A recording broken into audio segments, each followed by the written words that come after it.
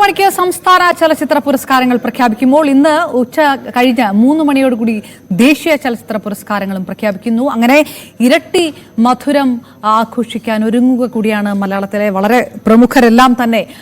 news18.com web editor Chandrakant Vishwanath കൂടി നമുക്കൊപ്പം ചേരുകയാണ്. ചന്ദ്രകാന്ത്, സംസ്ഥാന ചലച്ചിത്ര പുരസ്കാരങ്ങൾ പ്രഖ്യാപിക്കാൻ ഈ അരമണിക്കൂർ മാത്രം ബാക്കി നിൽക്കുമ്പോൾ അതിൽ ഇനി കൂടുതൽ പ്രവചനങ്ങൾക്കുള്ള സമയമില്ല. അപ്പോഴും ഏറ്റവും കൂടുതൽ സിനിമകൾ ചരിത്രത്തിൽ ആദ്യമായിട്ട് ജൂറിയുടെ മുന്നിൽ വന്നത് ഈ 160 സിനിമകളൊക്കെ വന്ന് അതിൽ നിന്ന് തെരഞ്ഞെടുത്ത സിനിമകൾ ഉറ്റുനോക്കുന്നത് പ്രധാനപ്പെട്ട ആ പുരസ്കാരങ്ങൾ ആർക്കൊക്കെ എന്നുള്ളത് തന്നെ. അതിൽ ആ പ്രധാന നടൻ, ഏറ്റവും മികച്ച നടൻ പുരസ്കാരം തൊട്ട് ഇങ്ങോട്ട് ഏറെ സസ്പെൻസ് ഉള്ള കാറ്റഗറികൾ തന്നെ നിൽക്കുന്നു. മാത്യു ദേവസിയാകുമോ, നജീബ് ആയിരിക്കുമോ മികച്ച നടനുള്ള പുരസ്കാരം നേടുന്ന കഥാപാത്രം എന്ന് ഉറ്റുനോക്കുമ്പോൾ അതിൽ പൃഥ്വിരാജും മമ്മൂട്ടിയും അങ്ങനെ വലിയ താരങ്ങളുടെ സാന്നിധ്യം, അങ്ങനെ ഒരു വലിയ മത്സരം കണ്ടുകൊണ്ടേയിരിക്കുകയാണ്. ആരാണെന്ന് പറയാൻ കഴിയാത്തൊരു മത്സരം. എങ്ങനെ ഈ അരമണിക്കൂർ മുമ്പ് ഏത് തരത്തിലുള്ളൊരു വിലയിരുത്തൽ നടത്തും? അപർണ, ഒരു വലിയ പ്രധാനപ്പെട്ട കാര്യമുള്ളത് 2 തലമുറകൾ തമ്മിലുള്ള മത്സരമായിരിക്കും. നടി എന്ന നിലയ്ക്കും നടൻ എന്ന നിലയ്ക്കുമുള്ള മത്സരം എന്നുള്ളത് ഏതാണ്ട് ഉറപ്പാണ്. പൃഥ്വിരാജിന് മത്സരിക്കേണ്ടി വരുന്നത് മമ്മൂട്ടിയോടാണ്. പക്ഷേ ഇതിനിടയ്ക്ക് മറ്റൊരു നടൻ ഉണ്ട്. അതെങ്ങനെയാണ് ജൂറി കൈകാര്യം ചെയ്തതെന്ന് നമുക്ക് അറിഞ്ഞുകൂടാ. പൂക്കാലത്തിലെ വിജയരാഘവൻ്റെ കഥാപാത്രവും ഇതിൽ വളരെ പ്രധാനപ്പെട്ട, വളരെ മികച്ച അഭിനയമാണെന്നാണ് എനിക്ക് തോന്നുന്നത്. അതുപോലെ തന്നെ ഈ ഉള്ളൊഴുക്കുന്ന സിനിമയിലെ പാർവതിയേക്കാൾ വളരെ വെല്ലുവിളി നിറഞ്ഞ ഒരു അഭിനയം കൊടുത്തുകൊണ്ട് ഉർവശി നിൽപ്പുണ്ട്. അപ്പം 2 തലമുറയാണ്, മമ്മൂട്ടിക്കും പൃഥ്വിരാജിനും ഇടയിലുള്ള ഒരു മത്സരം, ഒപ്പം തന്നെ പാർവതിക്കും അതുപോലെ തന്നെ ഉർവശിക്കും ഇടയിലുള്ള മത്സരം. ഇവർ എങ്ങനെയായിരിക്കും ജൂറി വിലയിരുത്തുന്നത്, എന്തൊക്കെ ഘടകങ്ങളായിരിക്കും എന്നുള്ളതാണ് കേരളത്തിലെ അഭിനയ അല്ലെങ്കിൽ അവാർഡുകളിൽ നമുക്ക് നോക്കാനുള്ളത്. പക്ഷേ മറ്റൊരു കാര്യം, അപർണ പറഞ്ഞ പോലെ 3 മണിക്ക് ദേശീയ അവാർഡ് വരുമ്പോൾ അവിടെ നമ്മൾ ഈ കൊല്ലത്തെ അവാർഡുകളല്ല, അവിടെ 2022 സിനിമകളുടെ അവാർഡുകളാണുള്ളതെന്നുള്ളതാണ് പ്രധാനപ്പെട്ട കാര്യം. കാര്യം സോഷ്യൽ മീഡിയയിൽ ഉണ്ടാകാൻ പോകുന്ന വലിയൊരു വിവാദം എന്ന് പറയുന്നത് ഒരുപക്ഷെ മമ്മൂട്ടിക്ക് അവിടെ അവാർഡ് ലഭിക്കുന്നില്ലെങ്കിൽ മറ്റൊരു നടൻ ഋഷഭ് ഷെട്ടിക്ക് അവാർഡ് ലഭിക്കുകയാണെങ്കിൽ വലിയൊരു വിവാദം സോഷ്യൽ മീഡിയയിൽ ഉണ്ടാകാൻ സാധ്യതയുണ്ട്. പക്ഷേ കാരണം കേരളത്തിൽ കിട്ടാൻ സാധ്യത കൂടുതലാണ് മമ്മൂട്ടിക്ക്. എന്നാൽ 2022 നോക്കുമ്പോൾ അവിടെ ഋഷഭ് ഷെട്ടി മമ്മൂട്ടി നോക്കുമ്പോൾ 2 തരത്തിലുള്ള അഭിനയങ്ങളെ ആയിരിക്കും ജൂറി നോക്കിക്കാണുക. പ്രത്യേകിച്ച് കാന്താരയിലെ അഭിനയത്തിന് ഒരു 20-25 മിനിറ്റുള്ള ഒരു സ്റ്റൈലൈസ്ഡ് ആക്ടിങ്ങിൻ്റെ ഒരു റിസൾട്ട് എങ്ങനെയായിരിക്കും എന്നുള്ളത് വളരെ പ്രധാനപ്പെട്ടതാണ്. അപ്പം എന്തായാലും സോഷ്യൽ മീഡിയ വിവാദത്തിന് മുമ്പായിട്ട് പറയട്ടെ, 2 കൊല്ലങ്ങളാണ് ഈ കേരളത്തിൽ 2023 സെൻസർ ചെയ്യപ്പെട്ടിട്ടുള്ള സിനിമകൾ, 2022 സിനിമകളാണ് നാഷണലിൽ നോക്കുക. കേരളത്തിൽ തലമുറകൾ തമ്മിലുള്ള ഒരു പോരാട്ടമാണെങ്കിൽ നാഷണലിലെ ജൂറി പരിഗണിക്കുന്നത് 2 തരത്തിലെ, 2 രീതിയിലെ അഭിനയം. മമ്മൂട്ടിയുടെ പുഴുവിലെയോ അല്ലെങ്കിൽ നൻപകൽ മയക്കത്തിലെയോ അഭിനയത്തിനോട് വേറൊരു വ്യത്യസ്തമായ അഭിനയമാണ് ഋഷഭ് ഷെട്ടി കാന്താരയിൽ കൊണ്ടുവരുന്നിരിക്കുന്നത്. ഈ ഒരു വെല്ലുവിളികളായിരിക്കാം ജൂറി ഏതായാലും പരിഗണിച്ചു കഴിഞ്ഞു. നമ്മളിപ്പോൾ അതിൻ്റെ ഒരു പ്രഡിക്ഷന് പോകുന്നതിന് മുമ്പായിട്ട് അവരെന്തായാലും പരിഗണിച്ചിട്ടുണ്ട്. ഈ തരത്തിലുള്ള വ്യത്യാസമായിരിക്കും പരിഗണിച്ചിട്ടുണ്ടാവുക. ഉർവശി എന്ന നടിയുടെ തിരിച്ചുവരവ് എന്തായാലും മലയാളികൾക്ക് വളരെ പ്രധാനപ്പെട്ടതാണ്.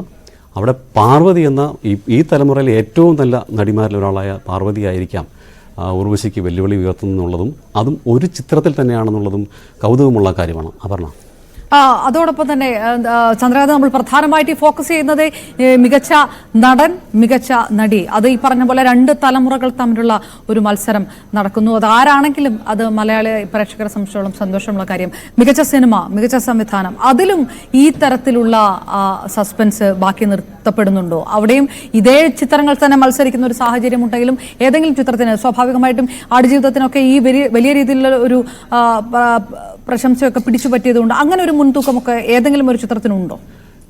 ബ്ലസ്സി ഒഴികെ സീനിയറായിട്ടുള്ള സംവിധായകന സിനിമകളൊന്നും കേരളത്തിൽ മലയാളത്തിൽ വരുന്നുണ്ടോയെന്ന് തോന്നുന്നില്ല. മറ്റെല്ലാം തന്നെ ചെറുപ്പക്കാരായ, അതായത് പുതിയ ജനറേഷനിലെ ഇപ്പം ജിയോ ബേബിയോ അങ്ങനെയുള്ള റോബിയെ പോലുള്ള ആൾക്കാരുടെ സിനിമകളാണ് വരുന്നത്. ഇപ്പം ക്രിസ്റ്റോ ടോമിയുടെ സിനിമയാണെങ്കിലൊക്കെ അവരെല്ലാവരും വേറൊരു പുതിയ തലത്തിൽ നിന്നിട്ടാണ് സിനിമയെ കാണുന്ന ആൾക്കാരാണ്. ബ്ലസ്സിയെ പോലെ പഴയ തലമുറയിൽ നിന്നുള്ള ആളുകൾ മാത്രമാണുള്ളത്.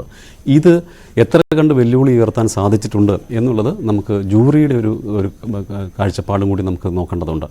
എന്തായാലും ഈ ബാക്കി അവാർഡുകൾ നടൻ നടി ഒഴിച്ചു കഴിഞ്ഞാൽ ബാക്കി അവാർഡുകളിലേക്ക് പോകുന്നത് മിക്കവാറും പുതിയ തലമുറയിൽപ്പെട്ട ആളുകൾക്കായിരിക്കും എന്നുള്ളത് നമ്മുടെ മലയാളം എങ്ങനെയാണ് ഇനി വരാൻ പോകുന്ന സമയത്ത് നേരത്തെ വളരെ ശക്തമായ സാന്നിധ്യമായിരുന്ന മലയാള സിനിമ എങ്ങനെയാണ് ഇനി വരാൻ പോകുന്ന കാലത്ത് നാഷണൽ തലത്തിൽ നിൽക്കാൻ പോകുന്നതിൻ്റെ സൂചനയാണ്. ഒപ്പം തന്നെ ബോളിവുഡിലെ ഫിലിം മേക്കേഴ്സായിട്ടുള്ള അനുരാഗ് കശ്യപിനെ പോലുള്ള ആൾക്കാർ മലയാള സിനിമയുടെ ഒരു കണ്ടൻറ്റിനെ പറ്റിയും അവിടെ ചിലവഴിക്കുന്ന പണത്തിനൊത്ത മൂല്യത്തിനെ പറ്റിയൊക്കെ വളരെ എന്താ പറയുക സന്തോഷത്തോടെ അഭിമാനത്തോടെ പറയുമ്പോൾ ഇത് മലയാളം ഇൻഡസ്ട്രിക്ക് അവിടുത്തെ കണ്ടൻറ്റിന് ഇപ്പോൾ തന്നെ നേരത്തെ നല്ല കണ്ടൻ്റ് ആണെങ്കിലും എവിടെയും എത്തണമെന്നില്ല. ഇപ്പം നമുക്ക് ഏത് മികച്ച കണ്ടൻ്റ് ഉണ്ടെങ്കിലും അത് ലോകത്തിലെ ഏത് തലത്തിലേക്കും എത്താൻ കഴിയുന്ന തരത്തിൽ നമുക്ക് ഉള്ള പ്ലാറ്റ്ഫോംസ് ഉണ്ട്. അതുകൊണ്ട് തന്നെ മലയാള സിനിമ ഇൻഡസ്ട്രിക്ക് കാരണം ഞാൻ കുറച്ച് കാലങ്ങളായിട്ട് ബോക്സ് ഓഫീസിലെ ചില വലിയ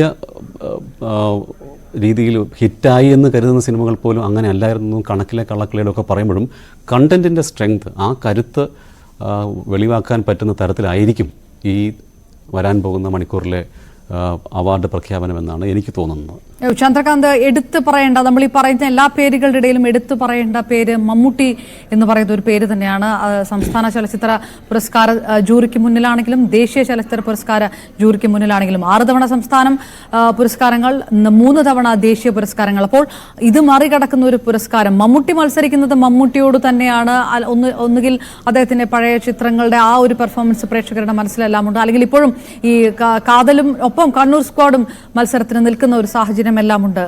ഇപ്പോഴും അപ്ഡേറ്റ് ആയിക്കൊണ്ടിരിക്കുന്ന നടൻ മലയാളത്തിലെ, അങ്ങനെ വിശേഷിപ്പിക്കുന്ന മമ്മൂട്ടിയെ സംബന്ധിച്ചിടത്തോളം ഈ 2 പുരസ്കാരങ്ങൾ നിർണയം വരുമ്പോഴും സ്വാഭാവികമായിട്ടും പ്രേക്ഷകർ അത്യന്തം ഉറ്റുനോക്കും എന്നുള്ളതിൽ തർക്കമില്ല. എങ്ങനെ മമ്മൂട്ടിയുടെ സാന്നിധ്യം ഈ അവാർഡിൽ കാണുകയും വേണം? മമ്മൂട്ടി എന്നൊരു നടൻ അപർണ പറഞ്ഞതുപോലെ തന്നെ തന്നോട് തന്നെയാണ് മത്സരിക്കുന്നത്. പ്രത്യേകിച്ചും ഈ അവാർഡുകളോടും പുരസ്കാരങ്ങളോടും അദ്ദേഹത്തിനുള്ള ഒരു അടങ്ങാത്ത അഭിവാഞ്ജയുണ്ട്. അതായത് ഇത് എനിക്ക് നേടണം, അല്ലെങ്കിൽ ഞാൻ ഇങ്ങനെ ചെയ്യണം, അല്ലെങ്കിൽ നമുക്കറിയാം പഴയകാലം മമ്മൂട്ടിയുടെ സിനിമകൾ പലതും നമുക്ക് ഇപ്പോൾ കാണുമ്പോൾ നമുക്കത്ര ഇഷ്ടപ്പെട്ടു എന്ന് വരില്ല. പക്ഷേ ഇപ്പോഴത്തെ കാലത്ത് കഴിഞ്ഞ ഒരു 10 കൊല്ലത്തിനിടയ്ക്ക് മമ്മൂട്ടിയുടെ സിനിമയുടെ സെലക്ഷൻ ആണെങ്കിലും അഭിനയത്തിൻ്റെ രീതിയാണെങ്കിലും അദ്ദേഹത്തിൻ്റെ തിരഞ്ഞെടുക്കുന്ന സംവിധായകരെയൊക്കെ നോക്കിക്കഴിഞ്ഞാൽ അദ്ദേഹം ഏറ്റവും അപ്ഡേറ്റ് ആയിട്ടുള്ള ഒരാൾ മാത്രമല്ല, അതിനോട് കാണിക്കുന്ന ഒരു പാഷൻ.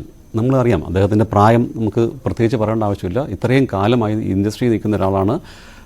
അദ്ദേഹത്തിൻ്റെ അവാർഡുകൾക്കപ്പുറത്തേക്ക് തൻ്റെ പെർഫോമൻസിനെയും തൻ്റെ ടീമിനെയും മുന്നോട്ട് കൊണ്ടുപോകണമെന്ന് നയിക്കുന്ന ഒരു നടൻ എന്നുള്ളത് ഒരു വലിയ പാഠമാണ്, സിനിമയ്ക്ക് അപ്പുറത്തുള്ളൊരു പാഠമാണ്. എങ്ങനെയാണ് മനുഷ്യൻ ഒരു അദ്ദേഹത്തിൻ്റെ ജീവിതത്തോട് കാണിക്കേണ്ട നമ്മൾ പറയുന്ന ഒരു കാലം മറന്നുകൊണ്ട് അദ്ദേഹം അതിനോട് കാണിക്കുന്ന ഒരു താല്പര്യം, അതിനെയാണ് നമ്മൾ പാഷൻ എന്ന് പറഞ്ഞത്. അത് ഏത് ജോലിക്കാണെങ്കിലും ഇപ്പോൾ അത് തന്നെ ചെറുപ്പക്കാരായിട്ടുള്ള ആൾക്കാർ എന്തുകൊണ്ടാണ് അദ്ദേഹത്തിനോടൊപ്പം നിൽക്കാൻ പറ്റാത്തതെന്ന് വെച്ചാൽ പല കാരണമുണ്ട്. ഒന്ന്, അദ്ദേഹം ഒരു വാണിജ്യപരമായ സാധ്യതകളുള്ള നടനാണെന്നുള്ളത് ശരിയാണ്. പക്ഷേ അങ്ങനെ ഒരു നടനാക്കി എടുത്തത് തന്നെ അദ്ദേഹത്തിൻ്റെ പാഷനാണ്.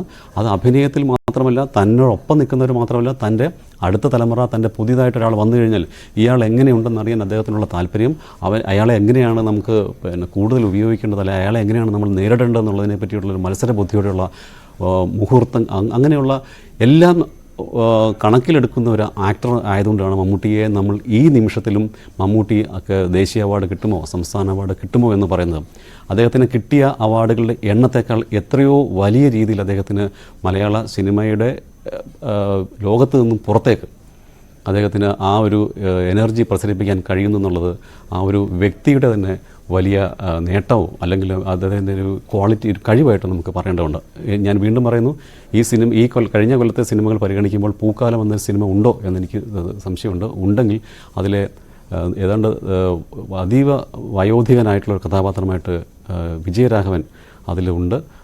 ആ കഥാപാത്രത്തെയും ജൂറി പരിഗണിക്കുന്നുണ്ടോ എന്ന് എനിക്ക് അറിഞ്ഞൂടാ. കാരണം അതിലൊരു ലിസ്റ്റ് സംബന്ധിച്ച് ചില കൺഫ്യൂഷൻസ് ഉണ്ടാവാം.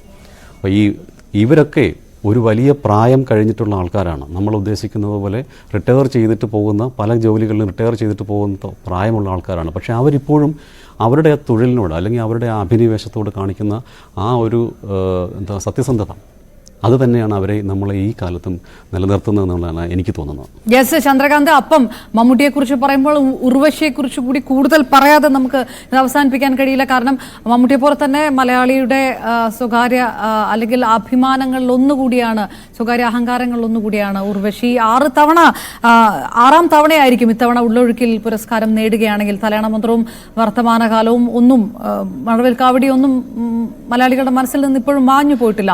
ഉള്ളൊഴുക്കിൽ ഉള്ള മത്സരം, അത് പാർവതി അവിടെ നിൽക്കുമ്പോൾ പോലും ഉർവശി എന്ന് പറയുന്ന നടി ഇപ്പോഴും കാണിക്കുന്ന ആ ഒരു ഓൺ സ്ക്രീൻ കരിഷ്മ എന്ന് പറയുന്ന ഒന്ന്, അത് തമിഴ് സിനിമകളിൽ പോലും കഴിഞ്ഞ വർഷങ്ങളിൽ അവാർഡ് തിളക്കത്തിലൂടെ ഉർവശി അത് പ്രൂവ് ചെയ്യുകയും ചെയ്തതാണ്. അതും ഏത് തരത്തിലാണ് വിലയിരുത്തപ്പെടേണ്ടത്? നമുക്കറിയാം എത്ര കൊല്ലമായി ഉർവശി നമ്മുടെ ഇടയിൽ ഈ സിനിമാ ലോകത്തുണ്ട്. അതിനിടയിൽ വലിയ വ്യക്തിപരമായിട്ടുള്ള കാര്യങ്ങൾ കൂടിയൊക്കെ അകന്നു പോവുകയും സിനിമയിൽ നിന്ന് മാറി നിൽക്കുകയും ചെയ്തിട്ട് തിരിച്ചു വരുമ്പോൾ ഞാൻ പഴയ ആളോ അല്ലെങ്കിൽ അതിനേക്കാൾ മികച്ച ആളോ ആണോ എന്ന് അന്ന് വേറെ ആരുടെയും ഒരു സർട്ടിഫിക്കറ്റ് ഇല്ലാതെ ഉർവശിക്ക് പറയാൻ പറ്റുന്നു എന്നുള്ളതാണ് ഇതിൻ്റെ ഏറ്റവും വലിയ കാര്യം. നമ്മൾ ഈ പറഞ്ഞ സിനിമകൾ തലയാണ മന്ത്രത്തിലെ ആണെങ്കിലും അല്ലെങ്കിൽ മഴവിൽക്കാവടിയിലാണെങ്കിലും സിനിമകളിൽ നിന്നും എത്രയോ വ്യത്യസ്തമായ ഒരു കഥാപാത്രം, തൻ്റെ പ്രായത്തിനോ അല്ലെങ്കിൽ പ്രായത്തിനേക്കാൾ ഏതാണ്ട് അടുത്ത് നിൽക്കുന്ന ഒരു കഥാപാത്രമായിട്ടാണ് ഉള്ളൊഴുക്കിലെ ഇത്രയും സങ്കീർണമായ മകൻ മരിച്ചു, മകൻ്റെ ഭാര്യയുടെ മറ്റു ബന്ധങ്ങൾ, ഇങ്ങനെയുള്ള അതിസങ്കീർണമായ അഭിനയ മുഹൂർത്തങ്ങളിലൂടെ കടന്നു പോകുന്ന ഒരു സിനിമയിലെ കേന്ദ്ര കഥാപാത്രം തന്നെയാണ് ഉർവശി. അത് നമ്മളെ പരമ്പരാഗത സിനിമാ ഡയലോഗുകൾക്കപ്പുറത്തില്ല, അവരാണ് കേന്ദ്ര കഥാപാത്രം. അതിനെ എത്ര മികച്ചതാക്കാൻ പറ്റും എന്നുള്ളതിന് ഏറ്റവും ഈ അനായാസമായിട്ട്, നമുക്കറിയാം മോഹൻലാലും ഉർവശിയുമുള്ള പല സിനിമകളിലും ഈ സിനിമകളിൽ ഇവർക്ക് രണ്ടുപേർക്കും ഉള്ള സൗന്ദര്യ സങ്കല്പങ്ങളെയല്ല, അവരുടെ അഭിനയം കൊണ്ടാണ് അവർ അവരുടെ സൗന്ദര്യത്തിൻ്റെ അല്ലെങ്കിൽ മറ്റു തരത്തിലുള്ള കാര്യങ്ങളെയൊക്കെ മറികടന്നെന്ന് നമുക്ക് എല്ലാവർക്കും അറിയാം. അതൊരിക്കലും നമ്മൾ ചർച്ചാ വിഷയമായിട്ടില്ല. കാരണം അത്ര അനായാസമായിട്ട് 30-40 കൊല്ലമായിട്ട് ഇവിടെ നിന്നുകൊണ്ട് അഭിനയിച്ച് കാണിച്ച് എനിക്കിതിപ്പോഴും സാധിക്കുമെന്ന് വളരെ ഉറപ്പിച്ച് പറയുന്ന ഒരു നടിയാണ് ഉർവശി എന്നുള്ളത് ഈ സിനിമയിൽ നമുക്ക് വളരെ പ്രകടമായിട്ടുണ്ട്. അതുകൊണ്ട് അവരുടെ പ്രകടനത്തെ നമ്മൾ ഉറ്റുനോക്കുകയാണ്. അവരെന്ത് ചെയ്യും അല്ലെങ്കിൽ അവർക്ക് എന്ത് കൊടുക്കും ജൂറി, എങ്ങനെയായിരിക്കും അവരെ കരുതുക എന്നുള്ളത് നമുക്ക് നോക്കേണ്ടത്. അതോടൊപ്പം